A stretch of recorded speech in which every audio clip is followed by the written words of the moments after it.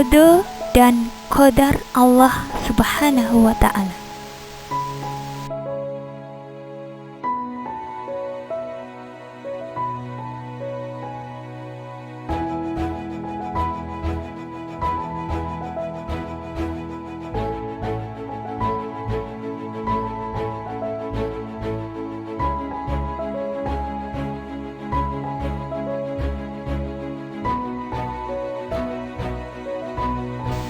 Pengertian qada dan qadar.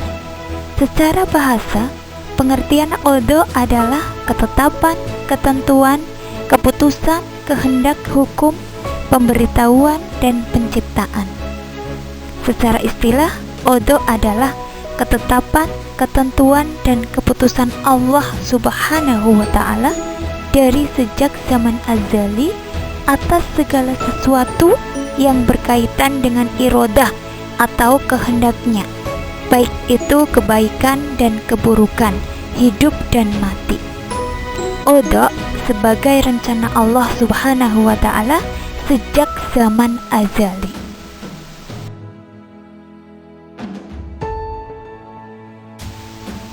Qadar secara bahasa artinya kepastian, peraturan, dan ukuran.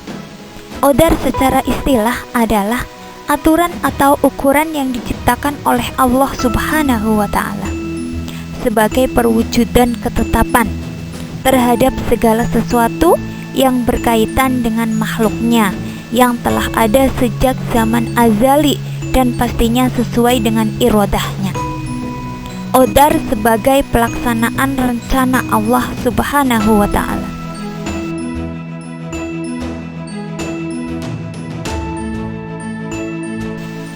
Perpaduan atau gabungan antara qada dan qadar disebut dengan takdir. Takdir berlaku kepada semua makhluk hidup, baik yang telah, sedang maupun yang akan terjadi. Contohnya, Allah Subhanahu wa ta'ala berencana menciptakan seorang hamba bernama Hasan. Kemudian Allah Subhanahu wa ta'ala memproses penciptaan Hasan ketika umur 4 bulan di perut ibunya. Diberi kepastian kapan Hasan akan lahir, ditakar rezekinya atau diukur rezekinya, diatur kapan matinya, dan lain sebagainya yang berkenaan dengan Hasan. Rencana Allah dalam menciptakan seorang hamba yang bernama Hasan itu disebut dengan qada Allah. Sedangkan proses penciptaan hamba yang bernama Hasan disebut dengan qadar Allah.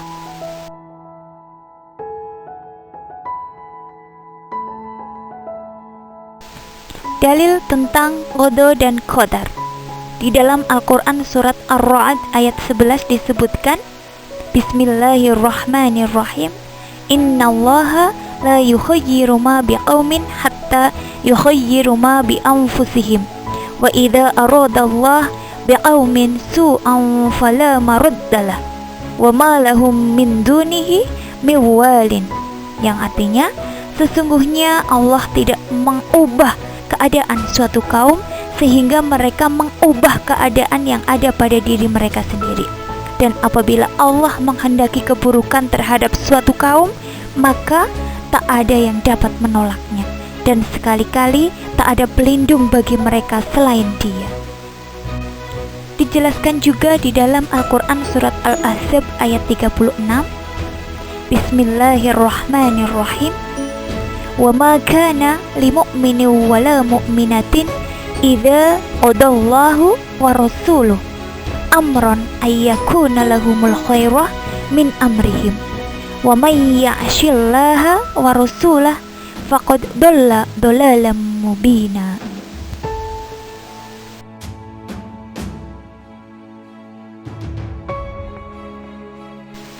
Disebutkan juga di dalam Al-Quran surat Al-Qamar ayat 49, Bismillahirrahmanirrahim, Inna kulla syai'in khalaqnahu biqadarin. Yang artinya, sesungguhnya kami menciptakan segala sesuatu menurut ukuran. Di dalam surat Al-Hadid ayat 22 juga disebutkan, Bismillahirrahmanirrahim. Ma asaba min musibatin fil ardi wala fi anfusikum illa fi kitabim min qabli an nabra'aha. Inna dzalika 'alallahi yasir. Yang artinya, tiada suatu bencana pun yang menimpa di bumi dan tidak pula pada dirimu sendiri, melainkan telah tertulis dalam kitab di Lauh Mahfuz sebelum kami menciptakannya. Sesungguhnya yang demikian itu adalah mudah bagi Allah. Di dalam sebuah hadis juga disebutkan, an tu'mina billahi wa malaikatihi wa kutubihi wa rusulihi wal yaumil akhiri wa tu'minu bil qadari khairihi wa syarrihi. Yang artinya, engkau beriman kepada Allah, malaikat-malaikatnya, rasul-rasulnya, hari akhir, dan engkau beriman kepada qadar atau ketentuan Allah, baik dan buruknya. Hadis riwayat Muslim.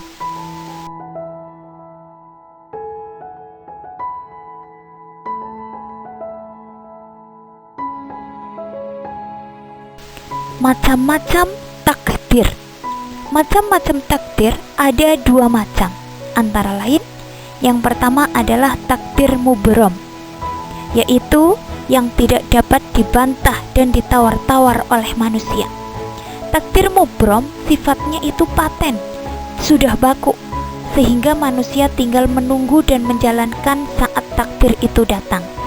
Contohnya kematian dan ciptaan-ciptaan Allah yang lainnya.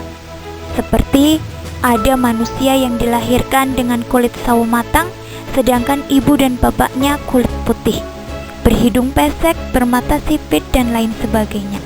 Semua itu tidak dapat dibantah dan ditawar-tawar lagi oleh manusia.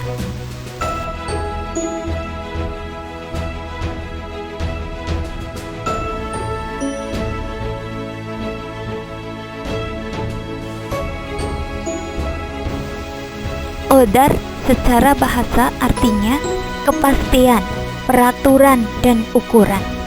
Qadar secara istilah adalah aturan atau ukuran yang diciptakan oleh Allah Subhanahu wa Ta'ala sebagai perwujudan ketetapan terhadap segala sesuatu yang berkaitan dengan makhluknya yang telah ada sejak zaman azali dan pastinya sesuai dengan irodahnya.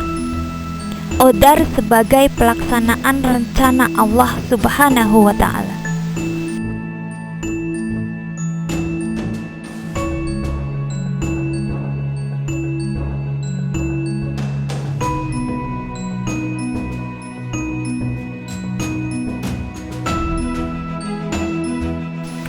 Contoh lain, masalah rizki seseorang memang sudah ditentukan oleh Allah Subhanahu wa Ta'ala saat ia diqadar dalam kandungan ibunya, yaitu saat berusia 4 bulan.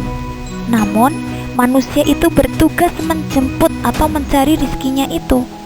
Apabila bersemangat mencari rizki tanpa meninggalkan nilai-nilai ibadah kepada Allah, maka rizkinya akan berkah dan banyak. Dan sebaliknya, jika manusia itu malas mencari rizkinya, maka akan mendapatkan rizki yang sedikit dan bahkan hidupnya cenderung kekurangan. Ada kalanya rizki banyak tetapi kurang berkah atau kurang bermanfaat. Itu perlu ditelusuri. Kenapa demikian?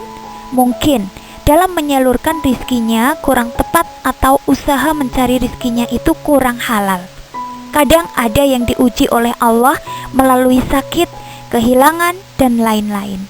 Tergantung manusia itu bagaimana menyikapinya. Yang jelas, sebagai manusia tetap berusaha mencari rizki, meskipun takaran rizki setiap manusia itu sudah ditentukan oleh Allah Subhanahu wa Ta'ala.